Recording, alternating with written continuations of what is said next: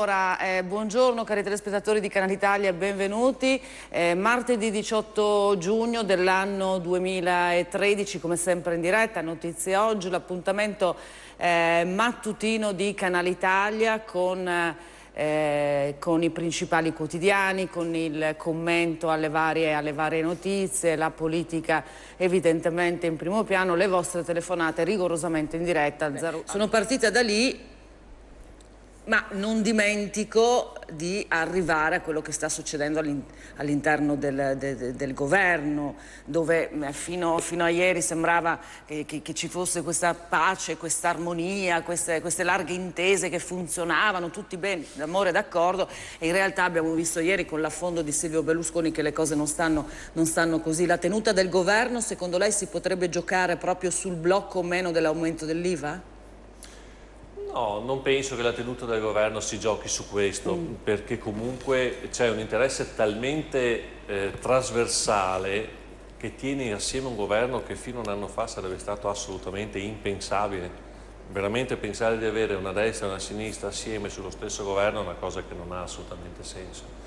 E adesso ci sono degli interessi che o questa è la soluzione e restano assieme, oppure non si può portare gli italiani alle urne un'altra volta con un risultato ancora peggiore per loro, perché poi se gli italiani non hanno alternative, e il Movimento 5 Stelle sono assolutamente d'accordo con quello che ha detto il signore prima di me, non è un'alternativa, perché dire tutti a casa non vuol dire cambiare un sistema. Il sistema è irriformabile e non potrà essere cambiato da nessuna persona, per quanto ci siano all'interno del Movimento 5 Stelle, ma anche di altri movimenti politici, delle grandissime persone con delle grandissime buona volontà e onestà, ma è il sistema che è riformabile. Il sistema si può riformare soltanto con un cambiamento forte ed è per questo che noi stiamo portando in avanti il nostro progetto di fare un referendum in Veneto per poter portare il Veneto a tornare una nazione indipendente, ma non perché vogliamo essere esclusivamente pensare al Veneto e non al resto d'Italia, ma perché vogliamo dare al resto d'Italia un esempio per cambiare e riformare realmente uno Stato che oggi è assolutamente irriformabile. Quindi il governo non cadrà sull'IVA, per quanto cadranno tante persone, tante famiglie sull'aumento dell'IVA dell'1%, che sembra poco, ma è una follia. C'è stata già una contrazione dei consumi nell'ultimo anno, sia per la benzina, basta vedere, aumenti la benzina, si pensi che tutti vanno in giro ugualmente. Non è vero, i consumi della benzina sono calati. C'è una curva oltre la quale la gente comincia a non fare delle cose che si danno per scontate, che si fanno ugualmente, ma poi alla fine ci si fanno i conti in tasca.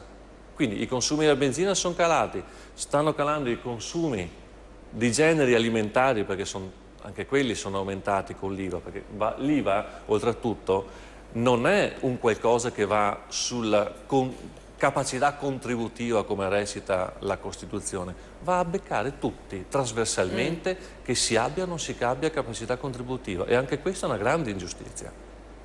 La tassazione sulla benzina e le accise sulla benzina ugualmente sono anticostituzionali. Bolletta energetica, lui va su tutto il totale delle bollette. Follie, pura follia. Allora, intanto signora, buongiorno, la ringrazio per la telefonata, perché comunque io giro tantissimo, faccio molte serate in giro per il Veneto di casi del genere, non durante la serata, 2 minuti dopo mi vengono veramente a parlare in tanti. Le credo. Perché ce ne sono tanti di casi del genere. La prima cosa, signora, nessun gesto estremo. Infatti. Non ne vale la pena. Concordo. In nessun caso. Concordo. E mi creda, sono una persona che ha passato delle difficoltà anche economiche, non ho nessuna vergogna a dirlo, perché lavorando capita, sempre a causa di una truffa. Nessun gesto estremo. Prima cosa, non serve, non ne vale la pena, mai. La seconda cosa, signora, lei è uno dei tantissimi casi che mi dà ogni volta che mi muovo in giro per il Veneto la sensazione che, ma non solo in Veneto, in tutta Italia, adesso io giro il Veneto, quindi parlo del Veneto perché il nostro progetto oggi è qua, non esiste uno Stato, non esiste una nazione, non esistono delle istituzioni che possono portare questo nome. Perché se una causa civile dura 12 anni, non si può parlare di giustizia, si può parlare esclusivamente di ingiustizia. In altri paesi, se c'è una causa e il giudice decide che quella causa già all'inizio ha un certo percorso e c'è una fondatezza nella truffa, blocca immediatamente i beni dell'azienda. Li metti in amministrazione controllata, quindi mette l'azienda che presumibilmente ha truffato nella condizione di operare, ma mantenendo, quindi senza portare al fallimento l'azienda, perché chi fa le truffe poi le sa fare. Il consiglio che possiamo dare a Lucia qual è? Il consiglio di... Allora, le banche non sono... No, ma intanto su questa cosa della impignorabilità della prima casa. Ma è solo per Equitalia. Solo per Equitalia, È solo per Equitalia, quindi non per le banche, prima cosa. Seconda cosa, ci sono delle associazioni, e sicuramente il signore ne conosce molte più di me, che devono lavorare. Le associazioni Confartigianato eccetera ti chiamano quando è il momento di versare l'IVA di pagare la contabilità, nella maggior parte dei casi, senza generalizzare perché comunque non è mai corretto. Cambi associazione, giri. Parli con qualcuno. Ci sono delle associazioni che stanno lavorando non contro le banche, ma per rendere le banche un'azienda al servizio dei cittadini. Ci sono delle soluzioni anche con le banche e soprattutto a volte fare la voce grossa con le banche non è sbagliato, perché fanno loro la voce grossa con i piccolini e poi con quelli grandi stanno sotto bastone. Quindi unitevi ad altre associazioni di persone che hanno, se non ci sono creiamole. Io vorrei soltanto dire una cosa, non per criticare, perché non è una critica ma è una puntualizzazione. Io non voglio che uno Stato mi dia una mano a fare impresa. No. Mi basta che me la lasci fare. Infatti. Che c'è una grandissima differenza. Io non voglio dell'assistenzialismo per fare impresa, mi basta che tutte le persone che vogliono fare impresa siano messe nella condizione di poterlo fare serenamente, con la gioia di poterlo fare, perché comunque fare impresa vuol dire anche fare dei sacrifici, non avere degli orari, eccetera. Se poi oltre a questo sono mazziato, passatemi il termine, da una burocrazia, uno Stato, cioè ad una serata mi è arrivato un signore che mi ha detto: guarda, mi ha portato una cartella di Equitalia, 140.000 euro di IVA non pagati. Io lo so che non li ho pagati, però o pagavo l'IVA, in quel momento o pagavo i miei dipendenti, ho scelto i miei dipendenti che sono la mia famiglia. Ok, su 141.000 euro di IVA la cartella è andata a 220.000 euro. Sì, no, ma questo è il 30% in più che gli aggiungono. No, è più di un 30. Io 220. Cioè, questa è persecuzione, non è riscossione. Ce l'ho in macchina una cartella così, poi te la faccio vedere. È pazzesco. Poi te la faccio vedere. C'è stato un passaggio. 120.000 signora euro. che ha detto prima: scusatemi se ci sfoghiamo, cominciamo a farlo. Il fatto di non poter compensare dei debiti con dei crediti è assurdo. Poi verso lo Stato, chiaramente. È assurdo. Poi, no, però Maria Clara diceva una cosa, diceva, insomma, basta sputare sempre sul piatto dove mangiamo. Mi sembra che questo governo, il governo Letta, insomma, stia facendo delle cose. Parlava del ministro dello sviluppo economico Flavio Zanonato, insomma, diceva, la terapia è in atto. L'impacco di acqua e sale non è una terapia. Cioè, l'impacco di acqua e sale non possiamo chiamare una terapia, è un impacco di acqua e sale. La terapia non passa attraverso queste piccole cose che possono fare mantenendo un equilibrio per non perdere il governo e ritornare alle urne. Perché alle urne, se ci si va entro il prossimo anno, entro i prossimi 2 anni, ci va il 30% di italiani a votare. E ha ragione, perché comunque stanno capendo gli italiani che non cambia nulla. Basta vedere, perché non sono stupidi, anche se spesso tacciono, basta vedere la differenza a distanza di 4 mesi, 3 mesi dei grillini, dove obiettivamente tutti a casa non può essere un programma, non è una proposta. Ok, e dopo? Bisogna fare delle proposte che siano costruttive, che guardino in avanti. Noi abbiamo una proposta che è ambiziosa, ok, una proposta sulla quale qualcuno può anche non essere d'accordo, benissimo, ma voglio sentire anche qui, no? Perché non si parla di questo referendum sui giornali? Che il Veneto vuole fare, che i veneti vogliono fare, anche soltanto per dire no, a me sta bene di stare in Italia. È un esercizio democratico.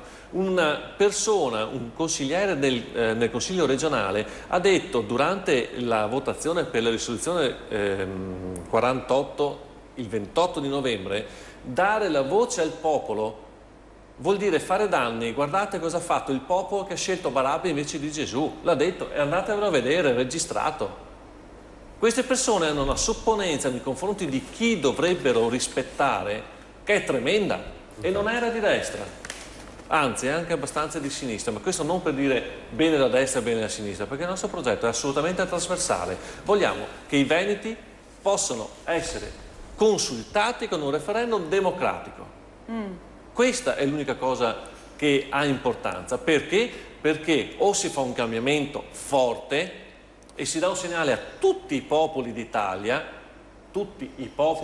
perché sono tanti e hanno delle eccellenze fantastiche tra di loro, per oggi sono tenuti sotto coperta da questa idea dell'unità d'Italia, del popolo italiano che non è mai esistito nella storia. Quindi iniziamo con un piccolo segnale all'Italia, prendiamoci le nostre eccellenze e portiamole in alto. Chiarissimo. E questo anche per la Campania, per la Calabria, per la Sicilia, per tutto. Chiarissimo. Posso puntualizzare una cosa per un attimo, proprio veramente una cosa sola. Io sentirò di aver eletto qualcuno nel momento in cui nell'urna posso dare una preferenza. Certo. Questa è la... Perché allora io come privato cittadino non posso mettermi in lista se non sono collegato a un partito che poi mi porta. Bravo. E il potere del popolo dov'è? Non c'è potere del popolo. E questo passa attraverso, rappresentato passa attraverso la riforma della legge elettorale. Per forza di cose che nessuno vuole fare. No, ma ti dicono... Le faccio soltanto vedere un articolo che c'è oggi sul Corriere a proposito di indipendenza veneta, referendum sull'indipendenza, i saggi studiano vie alternative, la regione vogliamo diventare laboratorio di riforme. Il governatore Luca Zaia è secco e inequivocabile, il referendum sull'indipendenza del Veneto si fa se è legale e allora avrà il mio appoggio e quello di tutto il mio partito, in caso contrario se è illegale allora non si fa, punto. Allora, vuole commentare la notizia? Ma la notizia comunque con il governatore Zaia che dice se è legale si farà, già comunque mi piace si farà. Se è legale lo sa che è legale perché comunque i nostri vertici pensanti, quindi l'avvocato Morosini, l'avvocato Cantarutti, il professor Pizzati che è il nostro segretario, hanno ormai da mesi rapporti, non dico quasi giornalieri, ma poco ci manca con Zaia e con le istituzioni del Veneto, proprio per spiegare il percorso legale che ci potrà portare a fare un referendum. Allora, la cosa è molto semplice. Se guardiamo esclusivamente la legislazione della Costituzione italiana, il referendum non è previsto, come non è previsto in nessuna Costituzione del mondo. Era prevista tempo addietro nell'ex Unione Sovietica, dove c'era la possibilità per un proprio componente di affrancarsi, anche se poi abbiamo visto cosa è successo. E questo è l'articolo 5 della Costituzione che spesso tanti ricordano. Pochi ricordano invece l'articolo 10 che parla di Italia, le istituzioni italiane che si conformano alle leggi di diritto internazionale generalmente riconosciute. Cosa vuol dire?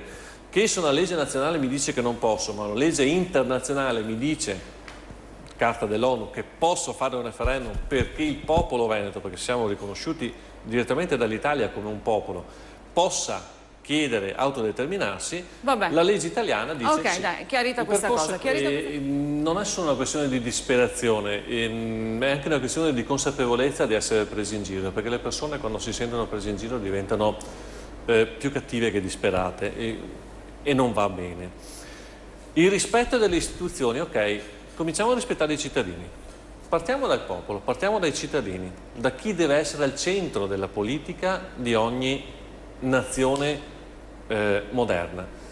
Le istituzioni che rispetto, i comuni, i consigli comunali stanno facendo tra patti di stabilità e quant'altro, la maggior parte chiaramente sempre senza fare di un buon fascio, dei salti mortali per avere dei risultati e per mantenere in piedi dei servizi ai propri cittadini.